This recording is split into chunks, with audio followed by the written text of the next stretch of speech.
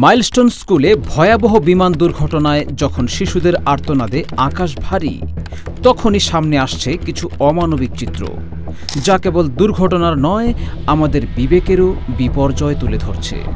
অগ্নিদগ্ধ এক শিশুর পিতা চারিদিকে ছোটাছুটি করছিলেন একটু পানির জন্য। তার চোখে পানি, মাঠে রেখে এসেছেন আহত দগ্ধ ছেলেকে।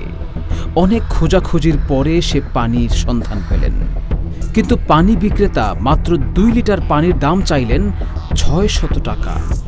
বাচ্চাটাকে আমি মাঠে রেখে পানির জন্য 1 ঘন্টা যাবত খুঁজতেছি।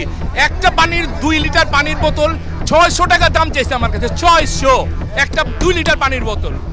যেখানে 2024 সালের জুলাই মাসের শিক্ষার্থী আন্দোলনে মুগ্ধ নামে এক তরুণ বিনামূল্যে পানি বিতরণ করতে গিয়ে পুলিশের গুলিতে নিহত হন, বিনামূল্যে পানি বিলি করতে গিয়ে প্রাণ হারানো সেই ছেলেটির ত্যাগের পাশে দাঁড় করালে 600 টাকায় 2 লিটার পানি বিক্রির নির্মমতা যেন আরও বেদনাদায়ক হয়ে ওঠে।